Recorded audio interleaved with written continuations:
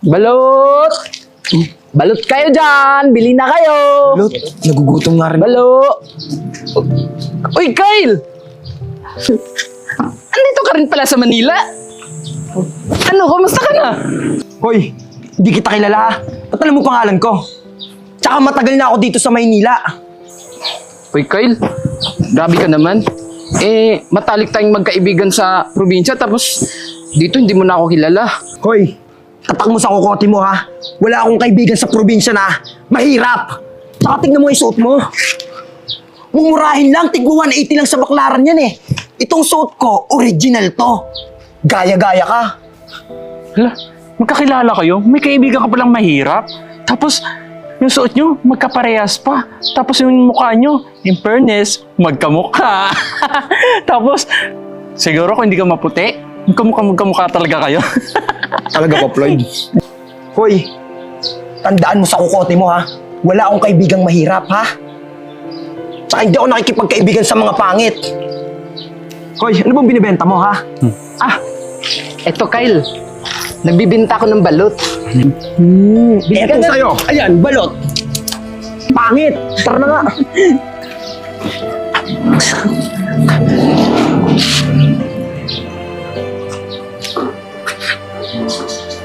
Bayan, sinilas ko, siraan na. O tol, bakit naman nakasmangot ka? Ano nangyari sa'yo? Sino ba namang hindi tatamlay? Nakasalubong ko dun sa daan yung matalik kong kaibigan sa probinsya. Tapos,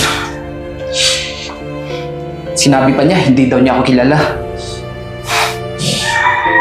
Alam mo ba, pinukpok pa ako sa noo ng balot. Tol, hayaan mo na yun. May karma rin yan. Hirap talaga maging mahirap. Magiging mayaman din ako. Tol, malabo ka nang maging mayaman. Kasi simula bata pa lang tayo, mahirap na tayo. Basta, sisikapin ko maging mayaman balang araw. Para hindi ako tatratuhin ng ganito. So sige, paano tol? Ligo muna ako dyan, ito muna.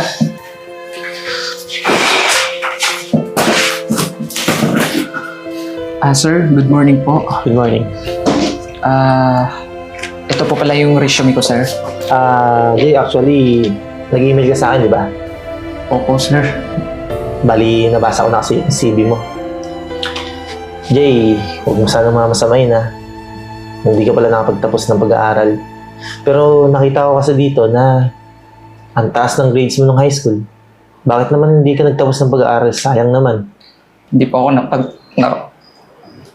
nakapagtapos ng pag-aaral. Kasi mahirap lang po kami, sir. Tsaka marami po kami magkakapatid. Kaya yung mga kapatid ko po muna yung pinauna ko po. Pero sir, marami po akong pinasukan na trabaho.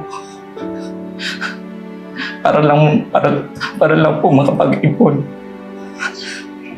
Pero kulang pa rin, sir. Kasi gusto ko talaga makapagtapos, sir. Alam mo, Jay, nararamdaman kita eh. Kasi, alam mo, ginanin ako dati. Mahirap lang. Pero nasumikap ako. Kaya hindi ko pagkakait sa'yo na bigyan ka ng trabaho. Kung okay lang sa'yo, pwede kang maging cleaner dito. Talaga, sir? Isa pa, tutulungan kita matupad yung pangarap mo. Bibigyan ka ng scholarship, pero papangako mo sa akin, Jay, pagbubutihan mo yung trabaho mo at saka yung pag-aaral mo. Naku, sir.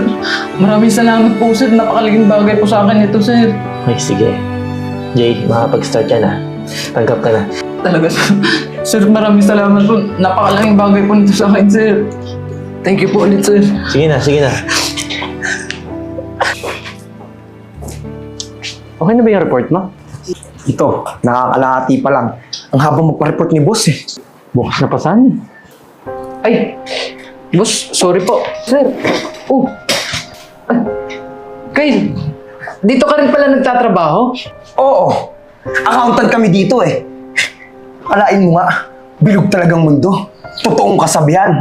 Kahapon, ang hawak mo, basket ng balot. Ngayon, map na. Nagle-level up. Yun nga lang, boy ka pa rin dito. Ito may tsura mo. Hindi ka yayaman dyan. Ito may tsura mo. Yung utak mo, wala ring laman. Tsaka, ang dumi-dumi mo, oh. Dapat yan ang nililinis mo. Tsaka, boy, masyadong mataas ang lipad mo. Janitor ka na lang. Kylie, Lloyd, anong ginagawa nyo? Kabago-bago nung cleaner natin, inaabuso nyo. Boss, welcome lang namin. Inaayos lang po namin yung damit kasi gusot po. Alam nyo ba kung bakit kayo tinanggap dito? Kasi matalino yan, tsaka masipag. Sige na, bumalik na sa trabaho nyo. Yes, boss. Jay, pagka may problema, sabihin mo sa akin, Opo, boss. Pasalamat ka. Mabait yung amo natin. Kasi kung hindi, nayari ka na sa akin ngayon. Maglinis ka na. Linis! Yes, Dre! Yan pa, oh. Kawawang janitor yan. Oh, ba't ka nandito? Wala mo nag-aaral ka na naman. Sa tingin mo, kahit mag-aaral ka, magbasa ka dyan maghapon, wala pa nang papasok sa kukote mo. Lloyd, tama na yan. Alam mo, pinakiusapan tayo ni boss. Pakisamahan natin ng maayos. Hoy, ikaw. Masyado kang nangangarap eh, no? Pa-review-review ka pa. Eh, tatanga-tanga ka naman, di ba? Masyado kasing mataas ang lipad mo. Doy, hanggang janitor ka na lang. Masyado kasi talagang mataas ang lipad mo eh, no? At ang gawin mo, di ka aasenso. Balang araw, walang makakapigil sa akin para umunlad. Sige lang, boy. Mangarap ka lang ng mangarap. Dahil libre lang namang mangarap. Diyan ka na nga. Drama mo. Drama? J-Boy! J-Boy! O tol, ano? Napadalo ka? May babalita ako sa'yo. Ano na tol? Mukhang masaya ka. J-Boy, graduate na ako. Hoy tol! Congrats ha! Sabi ko naman sa'yo eh. Di tama lahat ng sinabi mo dati. Magsisigap ka. Di ba sabi ko naman sa'yo, gagawin ko lahat para lang makapagtapos ako ng pag-aaral. Eto na yun.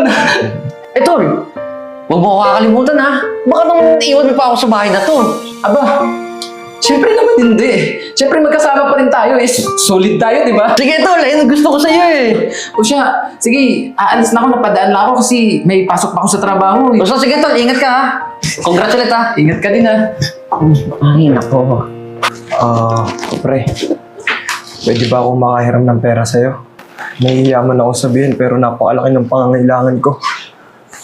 Natalo na naman ako sa sugal eh. Naubos na rin yung savings ko. Nasimot ako, Floyd. Wala akong mapaperam sa'yo, Kylie. Alam mo naman, ako lang inaasahan ng magulang ko, pati mga kapatid ko. Naubos na yung pera ko sa kaka-shopping. Ganun ba, Floyd? Iintindihan ko naman eh. Pinoproblema ko pa. Hindi ako sanay mag-commute. Naubos yung pera ko. Kakabok ng kotse. Pasensya na talaga, Kylie. Kung may mapapairam lang talaga ako sa'yo, mabibigyan kita eh. Kyle, Floyd, di naman sa nangingialam ako pero narinig ko kasi yung pinag-uusapan nyo eh, na kailangan nyo ng pera.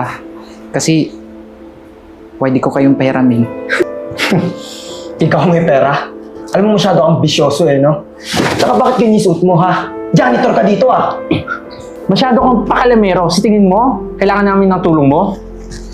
Tsaka sa itsura mo yan, mukhang mas marami pa kaming naipon sa'yo eh. Good morning. Nga pala, bagong operation manager natin, si Jay. Boss, bakit ganyan? Sana kami ang pinag-apply mo para sa operation manager. Napakatagal namin dito sa opisina mong nagtatrabaho. Paano naging manager yan? Di mo itsura po yan? Teka lang parang gulat na gulat kayong dalawa. Di niyo ba alam na habang nagtatrabaho si Jay dito, nag-aaral yan. At isa pa, nag-part-time sa akin yan. Ginagawa lang naman ni Jay yung mga trabahong di niyo tinatapos. At bukod pa doon, pinagsikapan ni Jay pag-aralan lahat sa company ko. Kaya mga mas maraming alam si Jason yung dalawa eh. Kasi puro petics lang kayo. Di ba? Alam nyo na umiikot ang mundo. At malaking sampal sa mukha nyo na yung dati nyong inaalipusta, tatawagin nyo ng boss ngayon. Jay, gusto ko sana humingi ng paumanhin sa'yo. Dahil tinanggi kita na kaibigan kita. Dahil ayokong malaman ng iba na mahirap ako eh. Jay, pasensya na sa mga nagawa ko. Pati sa pambabato sa'yo. Sana mapatawad mo pa ako. Alam nyo, hindi naman mahirap magpatawad eh. At sana lang natuto kayo sa mga pagkakamali nyo. At sana tuluyan na kayong magbagong buhay. Jay, Sir Jay, maraming salamat Pinagkaloob na sa'yo yung pangarap na gusto mo. Congratulations, Sir Jay. Congratulations. Lahat ng mga iutos mo, gagawin namin.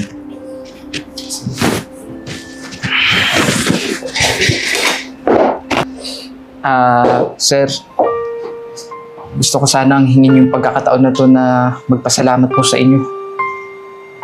Kasi sa una pa lang po, sir, kayo na po yung unang nagtiwala sa akin eh. Kaya maraming salamat po talaga, sir. At least natupad mo na yung mga pangarap mo. Alam mo, Jay, deserve mo naman talaga yan eh. Pagpatuloy mo lang. Opo, sir. So, paano? Mauna na ako sa inyo ha. Jay, ikaw nang bahala dito. Sige, sir. Okay na tayo Mamaya, libre ko kayong dalawa pagka break time. G? Talaga ba? Yun! Thank you. Mamaya Salamat Sige, back to work muna kami, sir.